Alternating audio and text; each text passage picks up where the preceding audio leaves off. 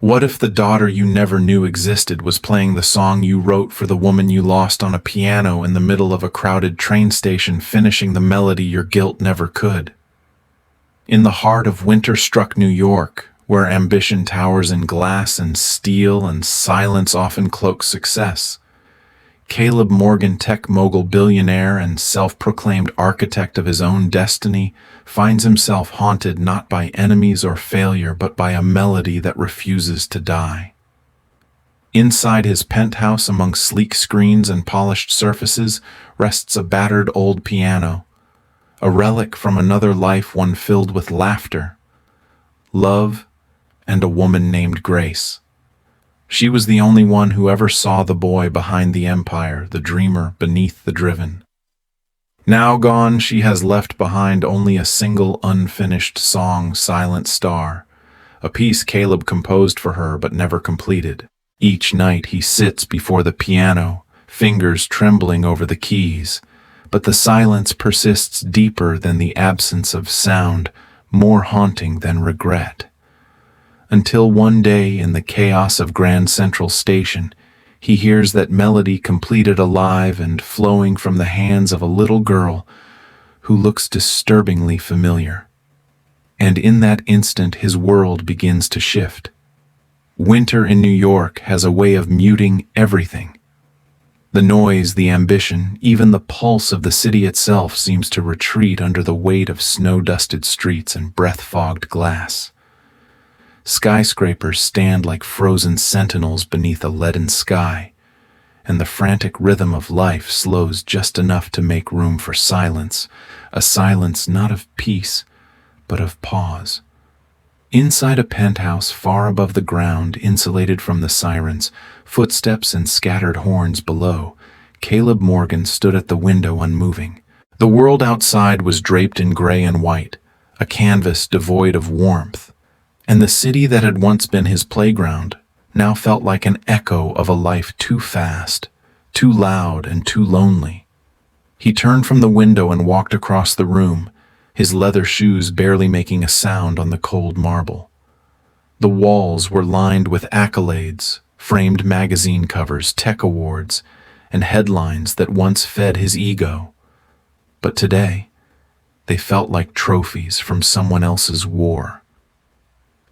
In the far corner of the room, surrounded by modern furniture and sterile perfection, sat a contradiction, an old upright piano. Its wood faded, its keys chipped but meticulously preserved. Caleb approached it slowly, as if afraid it might vanish. His fingers hovered above the keys, but he did not play. Not yet. On the stand lay a sheet of handwritten music, yellowed at the edges. Silent Star. He had written it for Grace years ago, during a time when music came easier than ambition, when love hadn't yet become something dangerous to his brand. The song was unfinished, just like their story. He had tried 1,000 times to complete it, but always stopped at the same measure, the place where she had walked out of his life, leaving silence in her wake. Now that silence filled the room, thick and tangible, broken only by the soft hum of the city beneath.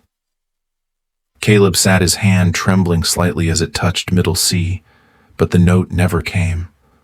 The room held its breath, with him suspended in the weight of everything he had built and everything he had lost. Caleb Morgan, the man the world knew as a visionary titan of technology, stood not behind a podium nor at the head of a sleek boardroom table, but in front of an old piano whose surface bore the faint scars of time. In this moment, stripped of suits, headlines, and curated charisma, he was not the billionaire disruptor of industries, but simply a man in a quiet room facing the only thing he had never been able to outthink, outbuild, or outmaneuver: grief. The penthouse around him, with its soaring windows and minimalist opulence, felt colder than the snow falling just beyond the glass.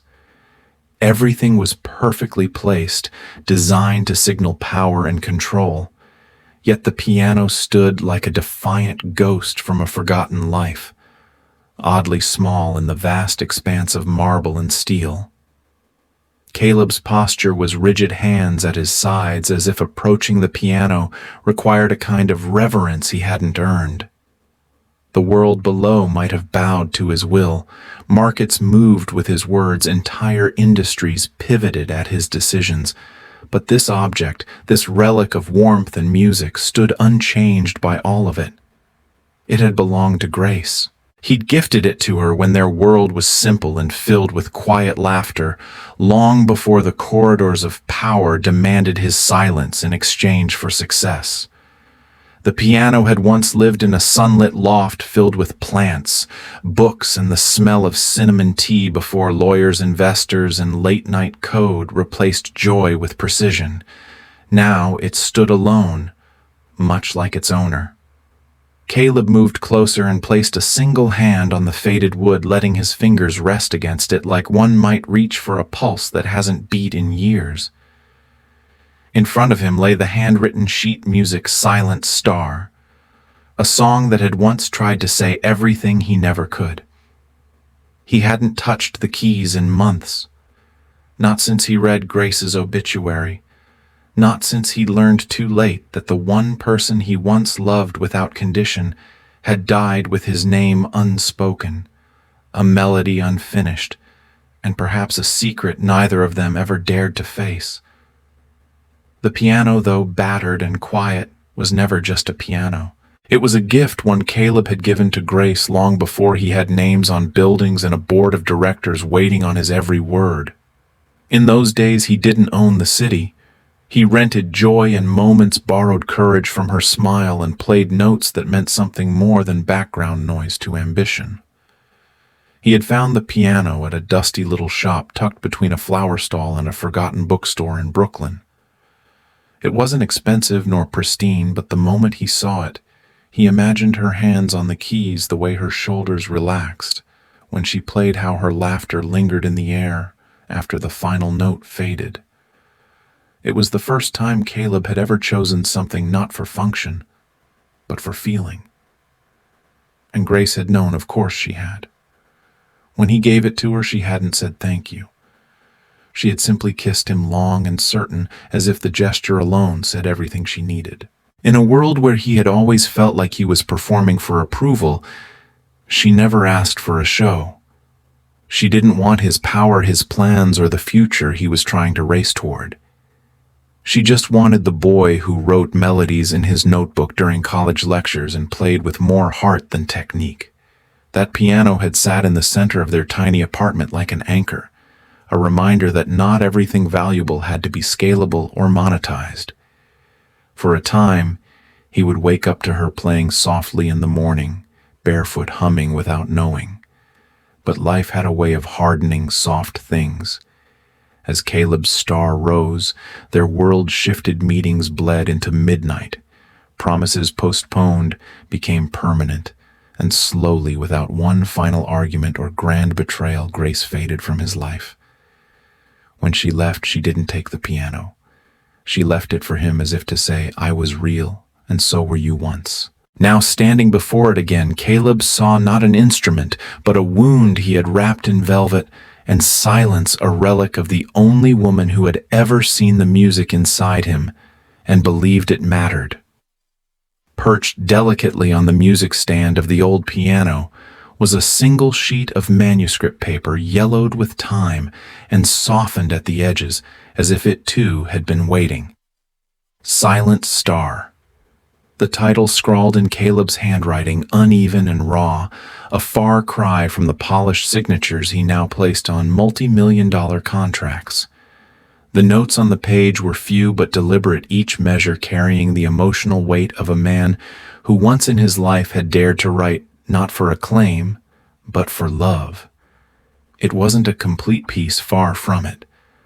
The melody began with hesitant beauty, a simple progression that danced in minor chords, evoking wonder and yearning. But somewhere near the midpoint, the measures abruptly ended, as if the music had lost its way the moment she left. Caleb had written it during the last weeks he and Grace were still together, when things were already shifting beneath the surface, when her smile was quieter and her silences longer. He remembered sitting up late while she slept, scribbling down fragments of melody, unsure whether he was composing something new or trying to preserve something that was slipping through his fingers. He never played it for her. Not because he didn't want to, but because it was the only truth he had left, and somehow giving it voice would make the unraveling of their love too real. After she was gone, he had tried countless times to finish it. Each time the first few notes came easily, muscle memory born of obsession. But when he reached that fragile middle, his hands always froze, paralyzed by what was missing. Grace had taken the ending with her, leaving behind a melody suspended in grief and longing. Now, after all these years, the page still sat there untouched, mocking his brilliance. For all his genius, he could build empires and predict markets, but he could not write the ending to a song that began with love and ended in silence. And that silence, hovering just beyond the last note, was louder than any applause he had ever known. He had written Silent Star for Grace during the quietest hours of their fading love, when words no longer bridged the growing space between them. But music still could, at least for a while. It was never meant to be performed on a stage, never intended for the ears of shareholders or audiences. It was meant to be whispered between them, a melody built not from theory, but from memory, the way she laughed with her whole face, the way her fingers danced along his spine when she thought he was asleep, the way she paused before saying, "I'm fine," when she clearly wasn't. Every note had been carved from longing, every chord a plea to hold on. But by the time he finished the first half, she was already halfway gone. Not physically at first, but emotionally, spiritually, inch by inch. He saw it in the way she turned away when he came home late again, in the way she no longer played her morning songs, and how she smiled without her eyes. The piano sat untouched, and so did the song. He had planned to play it for her one evening, to call her into the room, sit her down, and without a word, offer her the one thing he had never fully given, his vulnerability. But that day never came. She left a note not out of cruelty, but mercy. There was no confrontation, no final fight, only absence, an empty room, a cold pillow, and the ache of something that slipped away too quietly. Caleb never played the song, not once. It became a monument to the moment he hesitated and lost everything. Over the years, he would return to it like a ritual, his fingers hovering over the keys, but the weight of memory pressed too heavily on his chest to let the notes breathe. Playing it felt like betrayal, as if finishing the song without her would erase the last fragile thread that still tethered her presence to the air. And so it remained unfinished, locked in limbo, just like his apology, just like the love he could never say out loud in time. Caleb lowered himself onto the piano bench as if the act itself carried the weight of 1,000 unspoken words. His hands, once steady and decisive in boardrooms and stock negotiations, now trembled faintly, not from age or exhaustion, but from something far heavier, remorse. Slowly he leaned forward until his forehead rested gently against the cold keys. The piano did not respond. No accidental notes rang out. No discordant hum broke the stillness. It was as though the instrument understood his grief and chose silence in solidarity. In that moment, Caleb felt the terrible symmetry between this lifeless piano and his own heart. Once both had been vibrant, full of sound, full of possibilities. Now they were hushed, suspended in the aftermath of too much ambition and not enough love. The silence that filled the room wasn't empty. It was thick, heavy, pressing in from all directions, echoing every memory he had buried beneath schedules, takeovers, and quarterly targets.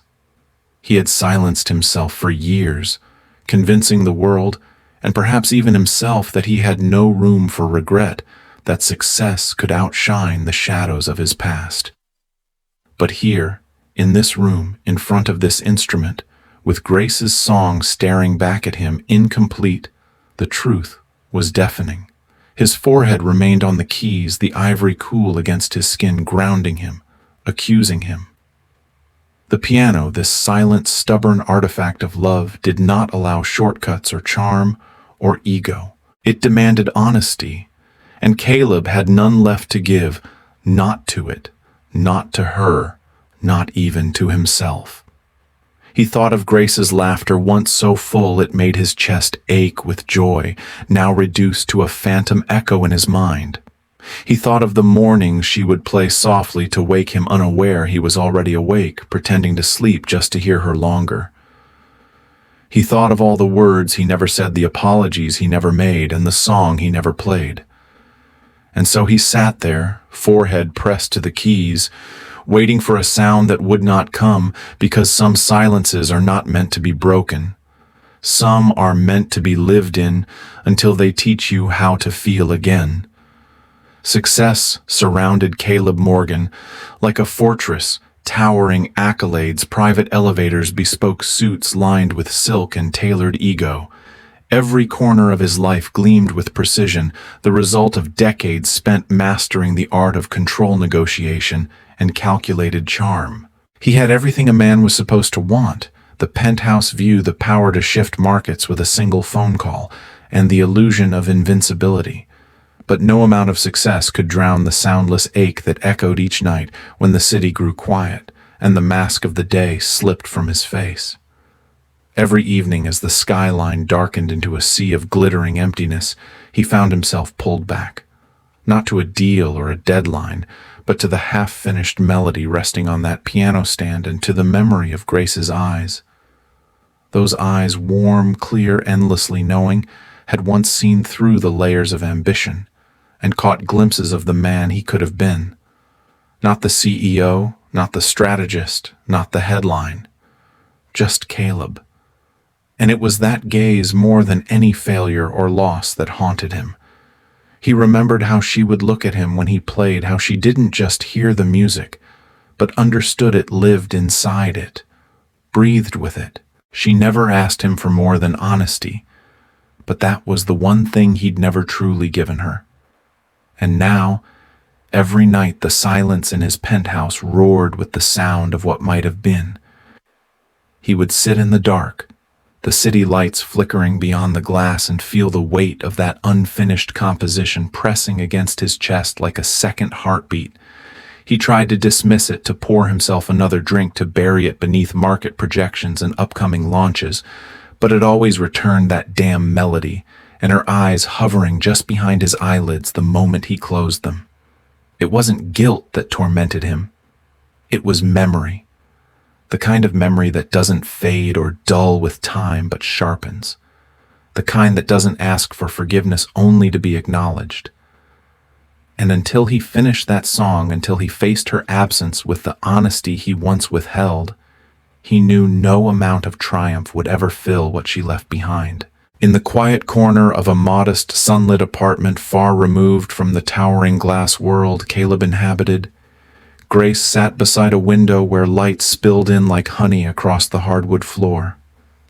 Outside, the world moved on, cars, passed, people, hurried, seasons, shifted, but inside that small sanctuary time softened. There, on a cushioned bench next to her, stood a little girl with dark, curious eyes and hands barely large enough to span an octave. Sophie, her daughter, watched Grace with silent intensity, absorbing everything, not only through sound, but through the pauses in between. Grace's fingers moved gently across the old upright piano, not performing, but sharing each note and offering, each correction wrapped in warmth. "Don't press too hard," she would whisper, guiding Sophie's wrist. "Let the piano breathe with you." She wasn't teaching scales or perfection. She was passing on a language deeper than words, a language that had once connected her to something, someone she never spoke of. There were no photos of Caleb on the walls, no framed memories or names spoken aloud, but in the quiet cadence of Grace's playing and the melancholy lift of her phrasing, the ghost of a song lived on. Sophie didn't understand it then, not fully, but she could feel it, the way Grace's voice softened when she spoke about the power of unfinished songs, the way her mother always lingered on one particular melody, as if waiting for something that never came. The song was called Silent Star, though Grace never said who wrote it. She would only say, "This song knows me," as if it had been written not for her ears, but from her heart. As Sophie grew, so did her connection to the instrument, to the song, and to the mystery braided within each of its aching measures. She came to believe the piano was where her mother hid her truest feelings, the place where sorrow didn't have to be explained and beauty didn't need permission. And Grace, with her tired eyes and enduring gracefulness, would continue to sit beside her daughter day after day, teaching not just how to play, but how to listen, how to feel, and how to carry the unspoken music of memory long after the player is gone. One afternoon, as soft light filtered through gauzy curtains and painted golden streaks across the living room floor, Grace sat beside Sophie at the piano and gently placed a folded sheet of handwritten music before her. The page was worn, its edges slightly curled. The ink faded, but still legible in a bold, familiar hand. Sophie, then only 6 years old, looked up at her mother with wide, questioning eyes. Grace didn't speak right away. Her fingers brushed the edge of the page like one might trace the outline of a wound long since scarred over. Then her voice barely above a whisper, she said, "This is a song your father once wrote. He called it Silent Star. He never finished it." The words hung in the air with more weight than Sophie could understand, but something in the way her mother spoke, tender, distant, quietly mournful, made the little girl straighten her back and listen more carefully. "He wrote it for me a long time ago." Grace continued, her eyes not on the paper, but on some far-off memory only she could see. "He never played it all the way through. Not because he couldn't, but because I think he didn't know how it should end." Sophie didn't ask why. She was a child, but she was already a listener. She heard the ache buried in her mother's voice and instinctively pressed her small fingers to the keys, echoing the first few notes written on the page. Grace smiled, soft and sad. "That's it," she murmured. "That's how it begins. Beautiful, isn't it?" Sophie nodded, already captivated by the way the melody seemed to reach out as if searching for something just beyond itself. "Do you remember him?" Sophie finally asked. Grace was quiet for a long moment. Then she said, "I remember who he was when he wrote this. I remember how he looked at me when I played. And I remember the silence after he left, how it filled the room like a song that ends before the last note." She placed her hand gently over her daughter's. "Maybe one day you'll find the ending he never could." And with that, mother and daughter began to play, not perfectly, but together, breathing life into a melody still waiting to become whole. Sophie was only 6, but there was something in her eyes, those wide, dark eyes that seemed to hold galaxies of silence, that made her presence feel older, wiser, almost otherworldly. She didn't speak much when Grace played. She didn't fidget or hum along like other children might. Instead, she sat beside her mother on the worn piano bench with her back straight, her small hands resting quietly in her lap, and listened with the kind of stillness that adults often forget how to hold. Every note that emerged from the piano seemed to slip directly into her, as if her soul had a door left open just wide enough for music to walk in and make a home. Her eyes never left Grace's fingers, not out of obligation, but out of wonder, as though she believed that if she watched closely enough, she might understand not only how the music was made, but why it mattered.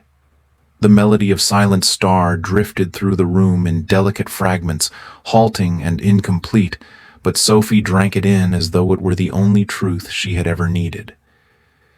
Grace often looked at her daughter in those moments with a quiet awe, not because Sophie played beautifully, though she did even then, but because Sophie listened beautifully. She didn't interrupt. She didn't fill the silence with noise. She honored it, let it swell, let it mean something. It was as if she knew the song was sacred, not because of its composer, or even because it came from a place of love and loss, but because it still carried something unfinished, something aching to be heard.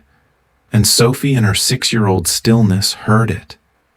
She didn't understand all the words her mother had spoken about the man who had written the melody.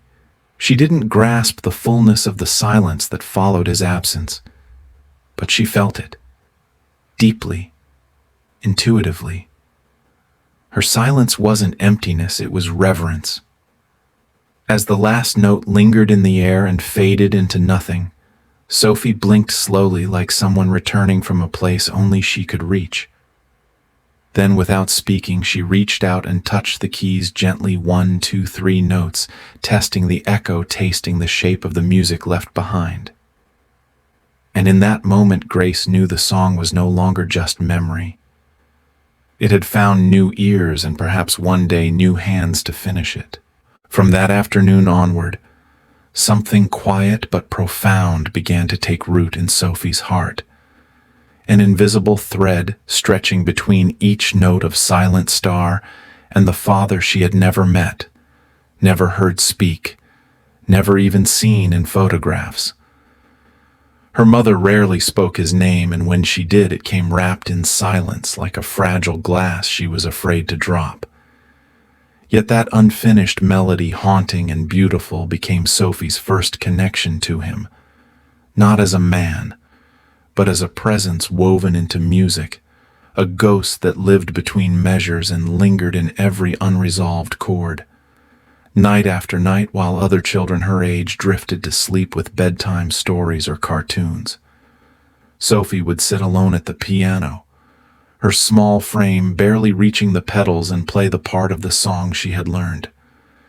Then she would pause, her fingers hovering above the empty staves, as if listening for a voice that refused to speak. Somewhere inside, she believed that if she could just understand the music, truly understand what it was trying to say, she might understand him. Not just who he was, but why he had never come. The ache of that question stayed tucked behind her quiet eyes, never loud, never bitter, just steady. As the years passed, Sophie grew not only in skill, but in depth, her playing maturing with a sensitivity far beyond her age. She studied composition in secret, sketching fragments of possible endings to Silent Star in the margins of school notebooks, each one a quiet attempt to finish the conversation he had started and abandoned. She wondered, had he meant to return? Had he played the song in private, searching for her across the silence the same way she searched for him? Did he even know she existed? The piano became more than an instrument. It became a question mark, a diary, a doorway. And within Sophie bloomed a singular burning hope that one day she would find the man who left behind this half-spoken love letter of melody, and she would play for him, not to punish or plead, but to tell him that she heard what he never said, and that she had finished the song he was too afraid to complete. When Grace passed away, it was not with drama or spectacle, but with the same quiet grace that had defined her life. The illness had crept in slowly, disguising itself at first as fatigue, then dull aches, then silence so deep it replaced the music in their apartment. Sophie, now barely 9, had watched it unfold in helpless increments, the way her mother's fingers trembled on the keys, how her voice grew softer until even lullabies turned into whispers. And then one morning there was no more music at all, no warmth in the kitchen, no footsteps, just a note folded neatly beside the piano and the silence that followed. That day, Sophie wrapped Silent Star in a soft cloth and tucked it inside her coat like something sacred. The apartment, once alive with sun and sound, felt too loud in its emptiness, so she walked out with nothing but the music and never returned. She wandered the train stations, first drawn to the motion, the hum of engines, the rhythm of other people's lives rushing forward while hers had stopped.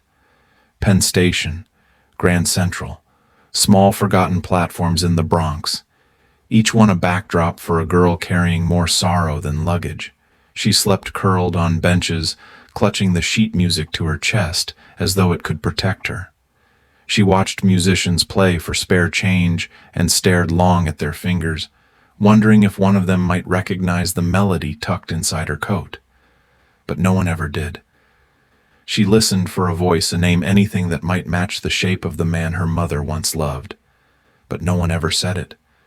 Sophie didn't beg or cry. She sat beside public pianos in transit halls and touched the keys, sometimes playing the beginning of the song so quietly it was barely audible. Other times, she just held the music, reading it like a letter she couldn't finish. The city moved around her, hurried, indifferent, but she remained small and steady, chasing a silence only she could hear. And somewhere deep inside her, beneath the hunger and grief, grew one unshakable purpose: to find the man who wrote the song, and in doing so, find herself.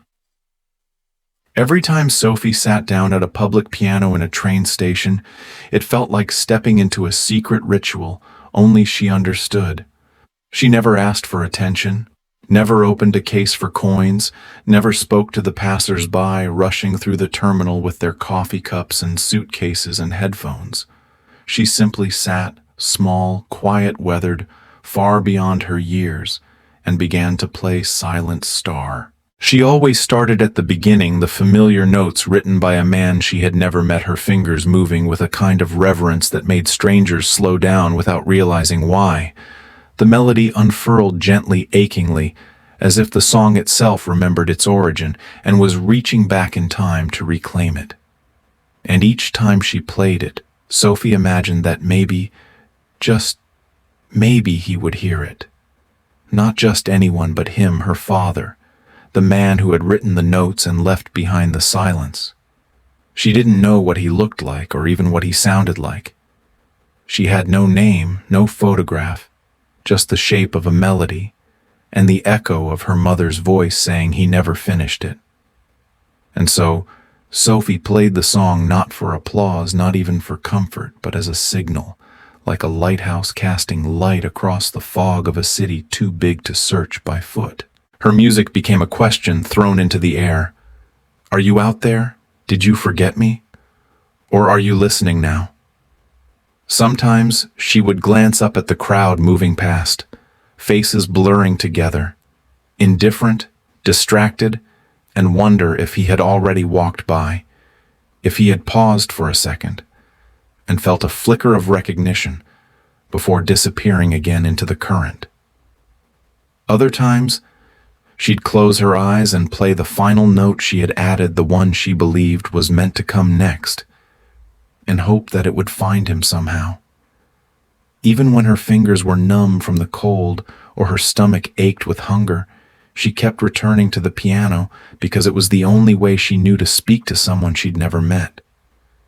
It wasn't music, it was a message, and she played it over and over like a girl whispering into the dark, trusting that someday, somewhere, someone would hear her and know the truth she had carried alone. I am yours. I remember you. Come find me. It was a bitterly cold afternoon at Grand Central, the kind of New York day where the chills seemed to seep through even the thickest wool and leather, where breath curled visibly in the air, and everyone moved a little faster to escape the bite of winter. Caleb Morgan was not supposed to be there, not at that hour, not in that place. A delayed meeting downtown had rerouted his plans, and instead of slipping out the private lobby of his office building into a waiting car, he found himself descending the marble stairs of the terminal, surrounded by the clamor of city life in motion. The great hall stretched before him, golden light spilling through the high arched windows as the evening rush swelled. People hurried past in coats and scarves, dragging rolling suitcases, checking phones, calling out to one another. It was noise, movement, chaos. And yet, somehow beneath it all, Caleb heard music. It stopped him mid-stride, not because it was loud, but because it was familiar, a piano.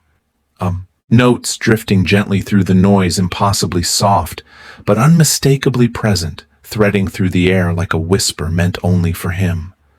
His breath caught. No, it couldn't be.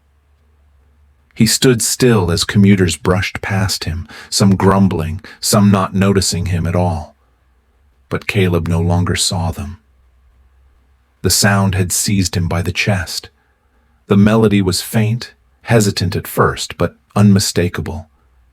Silent Star, a song he had not played in years, a song he never finished, a song he thought no one else knew.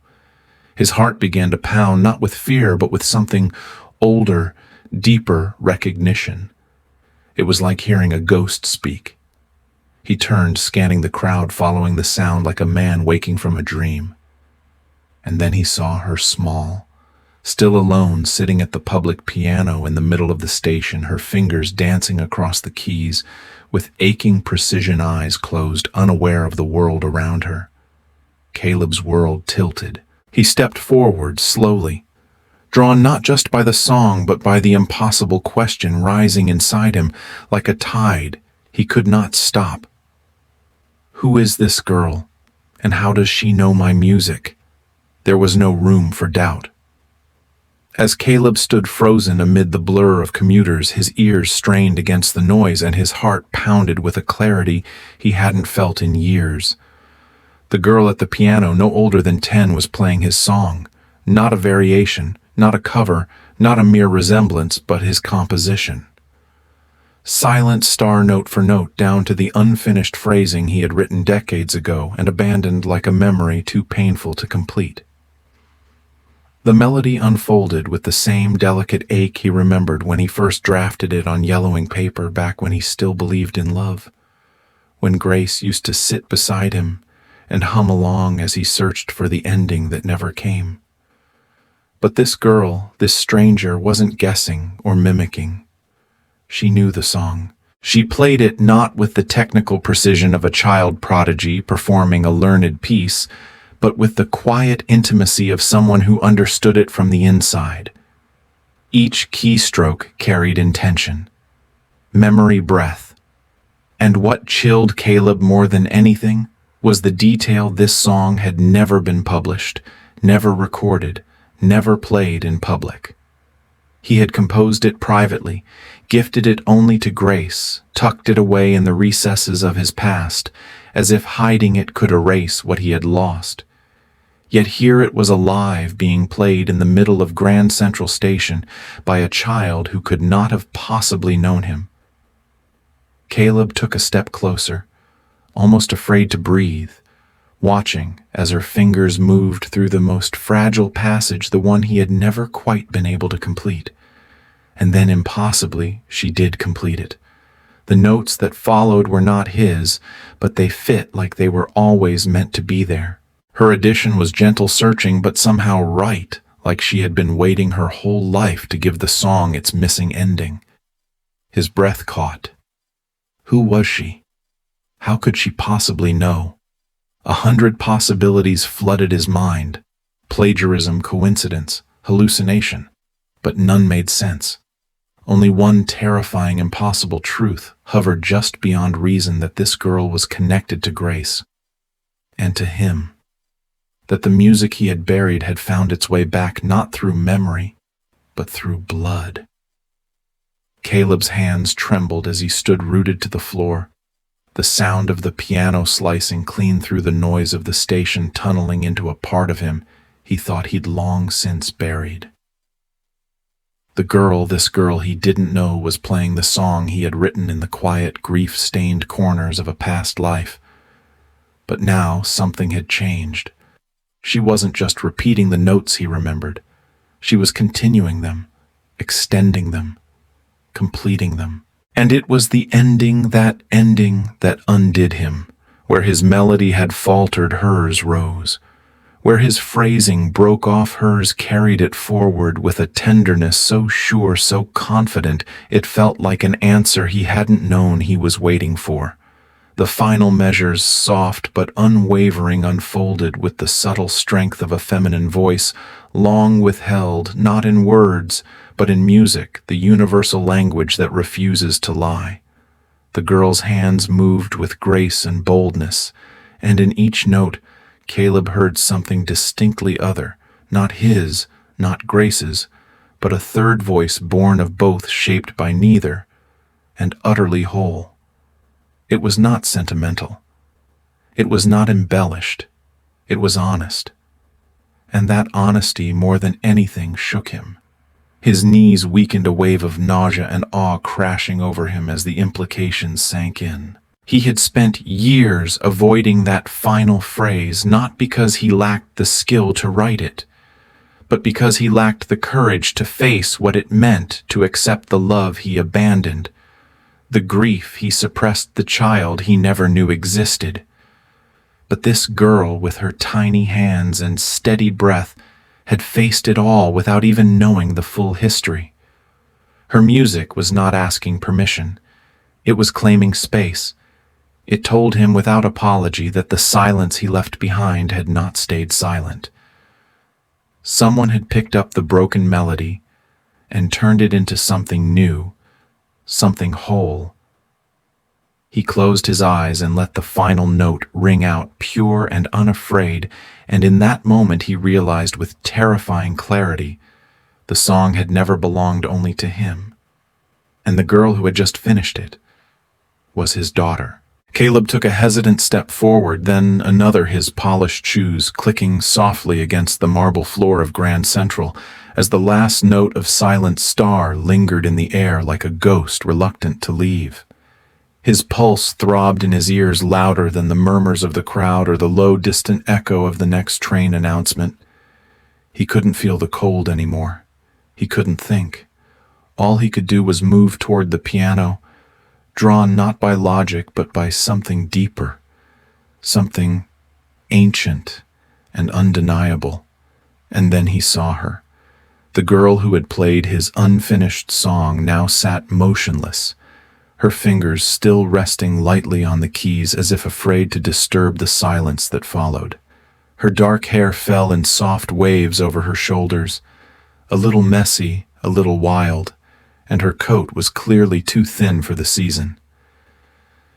But it was her eyes, those eyes, that stopped Caleb's breath in his throat. They were wide and dark and deep, with something far older than her apparent 9 years. And they were Grace's. Not a resemblance, not a flicker, but exactly the same. The same quiet strength, the same luminous sorrow tucked into the corners, the same way of seeing not just a person's face, but everything behind it. Caleb staggered for a moment under the weight of the realization, his knees almost buckling, not from fear but from the impossible collision of past and present standing barely 10 feet away from him. He wanted to speak, but the words caught in his throat. How could he? What could he say that wouldn't shatter this fragile moment into something less sacred? He had known. Loss had buried it in ambition, silence, and denial. But here it was, now not dead but living, playing a piano in a train station, wearing Grace's eyes and carrying a melody he had never dared to finish. She looked up then, just for a moment, as if sensing something shift in the air. Their eyes met. Caleb felt his heart stop. It wasn't recognition, not on her part. She didn't know him, but she saw him, really saw him. And in that glance, everything he had run from came rushing back with breathtaking clarity. She didn't have to say a word. Her existence was the unfinished verse he had left behind. For a long moment, neither of them moved.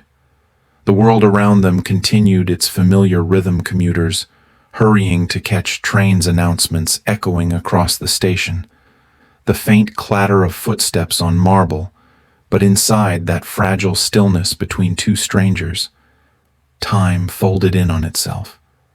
Caleb's eyes remained fixed on the girl seated at the piano, his breath shallow, his chest constricted by the unbearable weight of recognition and regret. And then slowly she looked up at him, not hurriedly, not fearfully, just calmly, with a quiet that seemed older than her years. Her eyes met his, and in that gaze something passed between them that no words could carry. There was no shock in her expression, no questions, no demand for explanation. She simply saw him. Sophie, still seated, tilted her head the smallest bit, studying his face as though comparing it to something she had only imagined in dreams. And then, without fanfare, without hesitation, she nodded. A small, solemn nod, a gesture so subtle and yet so full of meaning that Caleb felt it ripple through his body like a soundless chord struck deep in his bones. It was not a greeting, not a plea. It was something more sacred, an acknowledgement, as if in her childlike way she was saying, "I know." She didn't know his name. He hadn't said a word. But she knew. Maybe not consciously, maybe not in the way adults demand proof, but her heart had spoken, and it had answered the question she'd carried for so long. Caleb blinked, a wave of warmth and grief swelling behind his eyes, and still she held his gaze steadfast, unafraid, full of the kind of quiet strength that reminded him of grace. It undid him. He wanted to kneel beside her, to say he was sorry, to explain everything, but something in her stillness told him not yet. This wasn't the moment for words. This was the moment for being, for finally showing up. She nodded again, even softer this time, and then looked back down at the piano, placing her fingers gently on the keys once more. Caleb took a trembling breath. He didn't know what came next, but he knew the silence had been broken, and in her nod she had given him permission to begin. Caleb opened his mouth to speak, to ask the question that had been rising in him like a tidal wave since the first note struck his soul, but nothing came out. His throat tightened as though some invisible hand had wrapped itself around his windpipe, pressing gently but firmly, not to harm, but to remind him of the weight of the moment. He wanted to say her name even though he didn't know it. He wanted to ask, "Who are you? Where did you learn that song? Do you know who I am?" But his voice, usually so commanding in boardrooms and press conferences, failed him entirely. Words felt too small, too clumsy, too selfish. What right did he have to speak into this moment when he had been absent from every moment before it? So he stood there, tall, silent, a man with everything but the one thing he had just found and didn't yet know how to claim. His chest ached with questions, but none dared rise past his lips. He watched the girl, his daughter, though he didn't dare name her aloud, rest her hands once again on the piano keys. Her posture relaxed, yet grounded, like the music was not something she performed, but something she became. She didn't look back at him. She didn't have to. Her earlier nod had already answered the only question that mattered: am I allowed to be here? And somehow, impossibly, her presence had said yes. Still, Caleb felt like an intruder in a moment that belonged more to her than to him. The air around him throbbed with unspoken truths. He felt the years he'd lost like bricks strapped to his back, every birthday missed, every question unanswered, every lullaby he never sang. 1,000 conversations he would never reclaim passed through his mind in a rush, yet none could be spoken now. And so he stood silent, reverent, afraid to move, as if any sound might wake him from a dream too fragile to hold. The world kept turning behind him, trains arriving and departing, people weaving around his still form. But Caleb stayed rooted to the ground, his eyes on the girl, and his voice buried beneath years of silence. He didn't speak. He didn't need to. In that stillness, his presence said what his voice could not: I see you. I hear you. I'm here now. The moment she left the piano, it was as if the music took the air with her. Caleb stood frozen in place, watching the small figure slip silently into the crowd, her dark coat blending with the river of strangers. He blinked, trying to register what had just happened, but the only thing that remained was the echo of Silent Star still vibrating in his bones. He forced his legs to move, weaving through the station, scanning every corner with desperate urgency, his breath tight and uneven. She couldn't have gone far. She was just a child. A little girl playing an unpublished song in the middle of a terminal that swallowed thousands every hour. But the crowd had closed around her like fog. She was gone. For the next 2 hours, Caleb searched corridors, waiting benches, food courts, even the women's restroom entrances, where security politely but firmly stopped him. He asked a janitor, a barista, a man selling tickets if they'd seen a small girl with dark hair at the piano. None had. To them, she was just another moment in the blur of the city, one more lost child slipping through unnoticed cracks. But to Caleb, she was everything. That night, he couldn't sleep. He sat in his penthouse, lights off, listening to the memory of her playing. Not just the melody, but her version, her voice in the music. It haunted him more than silence ever had. The next morning, he returned to Grand Central at sunrise. She wasn't there, nor the day after, or the day after that. So he started asking more directly. He paid a quiet homeless man $50 just to keep watch on the piano. He bribed a coffee vendor near track 24 to call if she showed up. And slowly, piece by piece, the city began to speak. A violinist remembered her. Sophie, he said. That's her name. She plays sometimes, doesn't talk much, comes and goes like wind. Sophie. The name hit Caleb like a chord he didn't know he had been missing. It was simple, delicate, beautiful. He whispered it aloud in the back of a taxi later that night, tasting it like a forgotten prayer, Sophie. He didn't know where she lived. He didn't know how she had learned his song. But he knew her name now. And that was enough to begin. Sophie lived in the shadows of the city, tucked within one of those temporary housing complexes that never made the news, but carried the quiet weight of lives paused between stories. The building was a peeling brick structure in the Lower East Side, nestled between a shuttered laundromat and a convenience store with flickering lights. To passers-by, it looked like nothing a forgettable place meant to hold people the world didn't want to see. But inside, Sophie had carved out a fragile rhythm of living, not quite childhood, not quite survival. She shared a small unit with her legal guardian, a woman named Marisol, who had known Grace from years ago, an old friend barely hanging on herself, but kind and firm in the ways that counted. Marisol didn't ask many questions. She worked long hours cleaning offices at night, and kept a quiet apartment filled with thrift store furniture and the smell of arroz con pollo on weekends. She had one rule for Sophie: stay safe, stay quiet, and don't draw attention. Sophie obeyed. She went to school when she could help with chores, and never spoke about the woman with the soft voice who used to sing lullabies late into the night, or the unfinished song she played every time her fingers ached to remember. The only place Sophie allowed herself to feel was at the broken upright piano tucked into the far corner of the communal rec room, a battered thing missing 3 keys and always out of tune, but sacred to her in a way few would understand.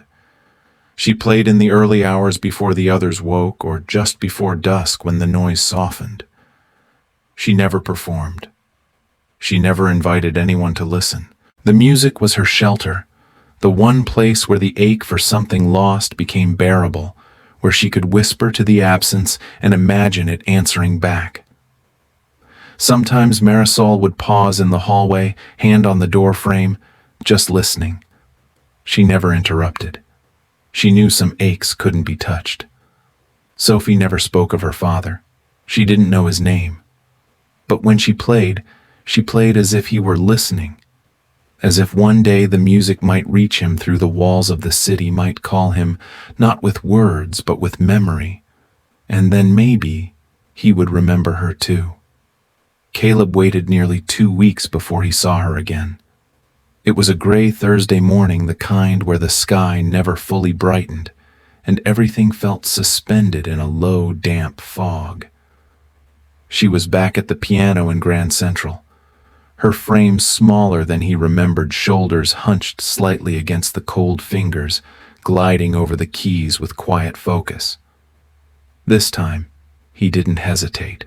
He approached carefully, not too fast, not too close, and when she looked up, her expression didn't show fear, just quiet awareness. She recognized him. That much was clear. Still, she didn't speak. Caleb cleared his throat and gently introduced himself, not as the CEO of Morgan Enterprises, or as the man who had written the song she now played with more depth than he ever had, but simply as someone who had been moved by her music. He praised her talent with sincerity, mentioned his foundation for youth arts, and finally carefully offered to sponsor her. A full scholarship, private instruction, access to the best instruments, teachers, and stages. He said she could become anything she wanted. Sophie listened, still and silent, her eyes never leaving his. When he finished, she shook her head once. "Thank you," she said softly. But no. Caleb blinked, startled. Why, he asked almost more to himself than to her. "You have a gift. You deserve more than this." Her voice was calm but firm. "Music is not for privilege," she said. "It's how I survive. I don't want to play for stages or applause. I play for someone who never heard the end." That answer struck him harder than any accusation. She didn't ask for wealth or recognition. She didn't even ask why he cared.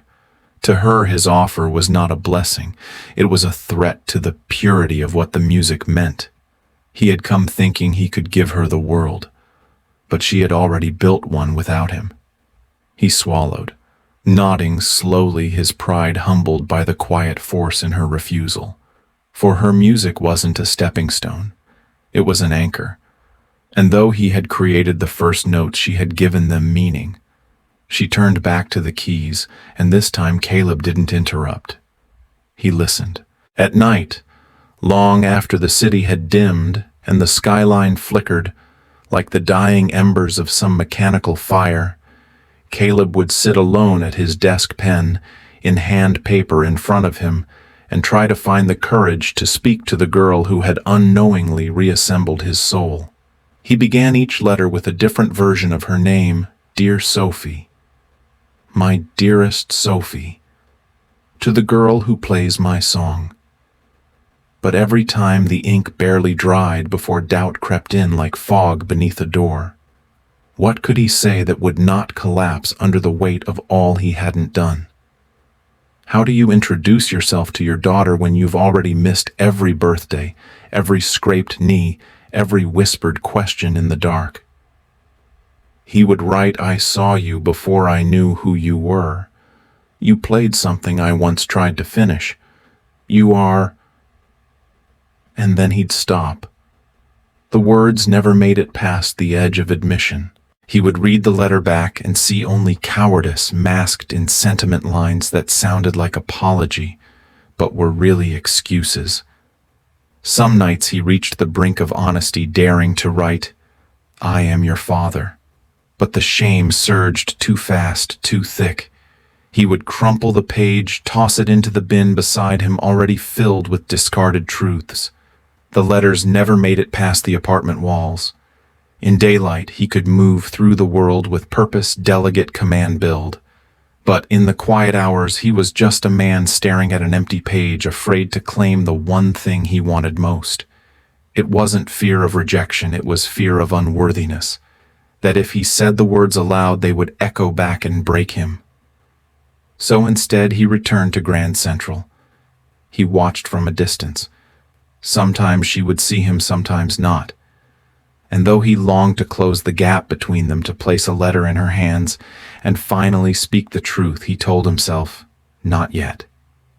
One day, when I've earned it. And so the letters remained unsent, like the final bar of a song he still didn't know how to play. One late evening, as snow began to drift gently over the streets of New York, and the noise of the city dulled into a hush, Caleb found himself once again drawn to Grand Central. He had told his driver to wait, not certain why he had come, or what he expected to find. Most nights, Sophie wasn't there, but something inside him whispered tonight would be different. He entered through the eastern concourse, his footsteps soft on the marble, and as he turned the corner near the central atrium, he heard it, that haunting, familiar progression of notes. The opening bars of Silent Star. Instinctively, his breath caught. But something was different this time. The melody began the same cautious, aching, delicate in its simplicity. But then halfway through, Sophie took it somewhere else. Her fingers, now more confident, more certain, moved with a quiet force as she added chords that had never existed in the original version, her own variations subtle but profound. It was still Silent Star, but no longer unfinished. The music began to rise not into triumph but into a kind of knowing sadness, like someone learning to live with loss instead of trying to erase it. And then came the final passage, the place where Caleb had always stopped, unable to continue after Grace left, where silence had once swallowed sound. Sophie didn't stop. Her hands pressed forward, weaving a new conclusion, gentler, more feminine, unmistakably hers. It wasn't dramatic. It didn't shout. It simply resolved, as if someone had finally forgiven the silence and replaced it with grace. Caleb stood there unmoving as the last note echoed into the high ceilings of the terminal. It wasn't just the ending of a song. It was the answering of a question he hadn't dared to ask. Sophie had finished what he could not. She had taken the melody born of his love and pain and given it closure, not to impress, not to perform, but to heal. In that moment, Caleb felt something shift inside him, something unnameable and profound. The song was no longer his alone. It never had been. It belonged to her now. And for the first time, he felt he might be ready to speak. He didn't mean to follow her. Not all the way home. But after the music ended and she quietly closed the piano lid, slipping through the thinning crowd like a shadow, returning to its place, Caleb found himself unable to turn away. He kept his distance, never close enough to frighten her, never near enough to be noticed. But something in her presence, the silent resolve in her gait, compelled him to see where she disappeared each night. And so he followed through the dim streets of Lower Manhattan, past flickering storefronts and shuttered alleyways, until she turned down a side street and vanished into a weathered housing complex that looked forgotten by time. Caleb stood across the street, staring up at the building, its windows like tired eyes. A few glowed, dimly yellowed with soft light. He waited until he saw her silhouette in one of them, small, still seated at what he could only guess was a second-hand piano or keyboard tucked against a wall inside the cramped apartment. He crossed the street slowly and made his way up the cracked steps, stopping just outside the door. He didn't knock.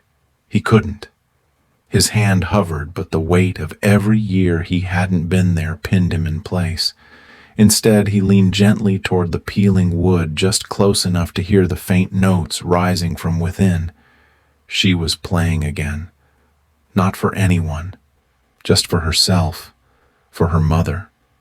For him, though she didn't know it, didn't. This time there were no new flourishes, no grand variations. It was the pure, quiet melody the way he had first written it, simple and aching. As he listened, something inside him gave way. Hot tears welled in his eyes and spilled down his cheeks silently with no drama, no restraint. He pressed his forehead gently to the doorframe, as if that frail barrier were the only thing keeping him from collapsing completely. He had built empires, commanded boardrooms, owned skyscrapers. And yet in this moment, outside the apartment of a girl who bore his music in her hands, Caleb Morgan, once untouchable, stood trembling like a child. He cried not just for what was lost, but for what had finally painfully been found. One quiet afternoon, as the city hummed with its usual rhythm and snow softened the noise outside Caleb's penthouse windows, a small unmarked envelope arrived at his door. His assistant handed it to him without ceremony, assuming it was another anonymous letter or harmless note from a hopeful musician. But the moment Caleb saw the handwriting on the front, elegant, deliberate, childlike, yet firm, his heart stilled. No return address, no message. Just one word, Caleb. He carried the envelope into his study, shut the door, and sat down at his grand piano, the very same instrument he had gifted Grace all those years ago, now restored to its former warmth. He opened the envelope slowly, careful not to tear the edges, as if the contents might vanish at the slightest aggression. Inside was a single folded sheet of manuscript paper. His breath caught. At the top, in neat black ink, read the title, Silent Star. The melody was familiar, the first bars written in his own hand, unmistakable in their minimalism and ache. But what followed took his breath away. Bar after bar flowed beneath his original lines, written not with hesitation, but with certainty. Sophie had completed the song. Not merely continued it, but elevated it, preserved the emotional DNA of his original creation, while weaving into it something undeniably her own. Her additions were lyrical, gentle, yet decisive. They did not beg for approval. They offered closure. Caleb's eyes scanned each line, noting how she had mirrored his motifs, and then let them evolve. The ending she had written was quiet, not triumphant, not tragic, but resolute. A final cadence that did not seek to impress, but to understand. It was unmistakably a daughter's response to her father's unfinished grief. Her final notes were inscribed with a subtle flourish, and beneath them, in the lower right-hand corner of the page, she had written just one sentence in pencil, small and spare. Now it belongs to both of us. Caleb's vision blurred. For a moment, the city outside disappeared, and he was just a man at a piano, holding proof that something lost could be found, not through force, not through wealth, but through the quiet offering of music, memory, and forgiveness. There was no note, no folded message of explanation, no tender sign-off scribbled in the corner, no signature drawn in loopy, affectionate strokes. There was no hug, no tearful reunion, no climactic confession or dramatic embrace to stitch together years lost. Just music, just the carefully handwritten pages, each bar inked with precision, each rest as intentional as the silence between them. That was all she had left him, and it was everything. Caleb sat at the piano, the manuscript open before him, his fingers trembling above the keys, and for the first time in decades he realized that not every reconciliation came wrapped in words or sealed with touch. Sophie had not come to him. She had not waited to see his reaction or hear his praise. She had not demanded answers. What she had done instead was infinitely more complex, more powerful. She had given back the one thing that bound them across time and absence, and in doing so, she had laid her truth bare. Without speaking, she had said, "I know who you are. I know what you left. I know what I am missing. And still I offer you this." There was no fanfare, no confrontation, no performance for show. Sophie's silence was not empty. It was sacred. It asked nothing, not even recognition. Caleb pressed one hand over his chest and the other to the first note of the piece, but he could not bring himself to play. The weight of her offering felt too vast, too intimate. He didn't deserve it, and yet it was his. In a world obsessed with declarations, Sophie had chosen restraint. In a world that demanded drama, she had chosen grace. And in a life where so much had been broken by words never said, she had chosen to speak through the one language they both understood, the one that needed no explanation. And in that voiceless space between bars, between generations, between grief and healing, Caleb finally heard her voice steady, clear and whole. At the bottom of the final page, written in soft graphite rather than ink as if it might disappear under too much pressure, were the only words she had given him, and they weren't even addressed to him by name. There was no greeting, no farewell, no plea for acknowledgement. Just a single quiet sentence that felt less like a message and more like a revelation. Sometimes music is the forgiveness the heart isn't ready to speak. Caleb read it once, then again, and the more he stared at it, the more it echoed through him like a melody he had never quite been able to finish. It was neither accusation nor absolution. It didn't demand that he fall to his knees or beg for the years lost. It simply was a truth spoken in the only way a child who had grown up in the shadow of silence could express. It was not a line meant to comfort, it was meant to hold the weight of pain, of longing, of everything unsaid between a father and the daughter he had never touched, never raised, yet somehow still reached. Caleb thought about all the times he had almost written to her, all the drafts he had torn to pieces, too afraid to ask for a love he hadn't earned. And now, here she was, not with affection, not with closure, but with a gift more disarming than either understanding. She had seen his absence, felt it, lived with it like a shadow stitched to every note she played. And yet, instead of burying that pain, she had folded it into her music, not erasing the ache, but transforming it into something that could be played, felt, shared.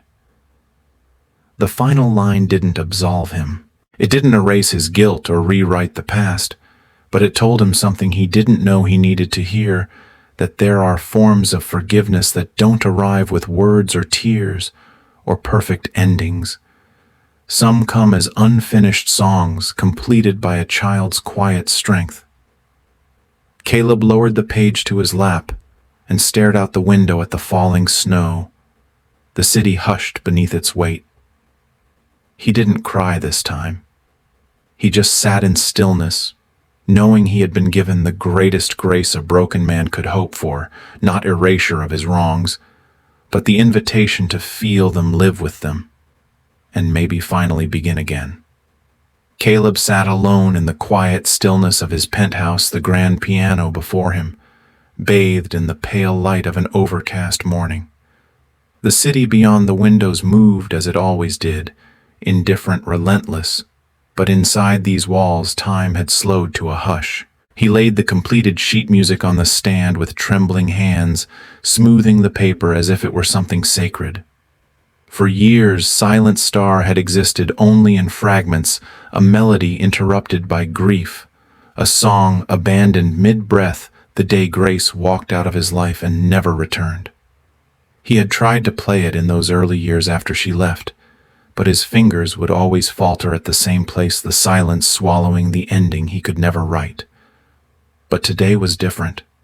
Today the song had an ending. Sophie had given it to him.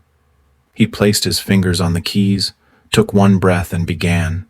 The opening notes poured out, gently shaped by memory, but no longer burdened by it. His hands moved slowly, at first cautious, almost reverent, as though reacquainting themselves with something long buried. Each chord was a step through time, a door opening to a forgotten room filled with the soft laughter of a woman, the curious gaze of a child. He had never held the ghost of a life that might have been. But as he moved into the middle section, the one Sophie had carried forward, his playing shifted. The hesitation faded. The music expanded, filled the room like light warming the corners of a darkened space. Her additions were delicate, but unafraid, full of grace and quiet strength. And for the first time, he wasn't mourning what had been lost. He was participating in what had been found. And then he reached the ending. The notes he had never written. The notes she had given him. He didn't rush them. He played each one as if it were a word he had waited years to say. And when the final chord rang out, hanging in the air like a breath held just a moment longer than expected, Caleb let his hands fall into his lap. The silence that followed wasn't empty. It was full with forgiveness, with sorrow, with love. He had finally played the song, not alone, not anymore. As the final notes of Silent Star lingered in the still air, Caleb's fingers hovered momentarily above the keys, reluctant to break the fragile spell that had woven itself around the room. The music was no longer just a composition. It had become a living testament, a bridge across the years of silence, sorrow, and longing that had defined so much of his life. Those last resonant chords didn't signal an ending. Instead, they echoed like a promise, a gentle invitation to something new. For the first time in nearly a decade, Caleb felt the weight of the past begin to lift, replaced by a tentative hope that maybe, just maybe, this was a beginning rather than a conclusion. The music, once fragmented and incomplete, had been made whole not by him alone, but through the quiet strength and artistry of Sophie, the daughter he had never known, now the unexpected author of their shared healing. Her notes, infused with the subtle power of forgiveness and resilience, carried a message far beyond melody or harmony, that even the deepest wounds could find expression and understanding through the language of the heart. Caleb closed his eyes and allowed himself to breathe fully for the first time in years, the silence after the music filling the room with a sacred stillness that spoke louder than any words ever could. The song's ending was not an erasure of pain, but a testament to survival, a mark of reconciliation with a past that had shaped them both. It was a quiet declaration that no matter how long the separation or how heavy the regrets, the possibility of renewal was always within reach. As the echoes faded, Caleb lifted his gaze toward the empty space beside him, where Sophie's presence still felt tangible. And in that moment he understood that their story was not confined to the notes on a page or the chords they played. It was a living, breathing journey forward. The last notes of Silent Star had not closed a chapter. They had opened a door, beckoning him toward a future where music and love could finally intertwine, composing a new harmony that neither time nor distance could ever silence.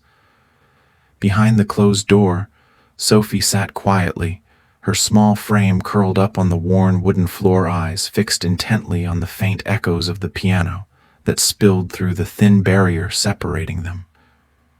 Each note resonated deeply within her, a tender thread weaving across the invisible space that had long divided her world from Caleb's. Her gaze softened, a subtle shift, like the gentle light of a distant star piercing the vast darkness of two planets drifting apart in the cosmos.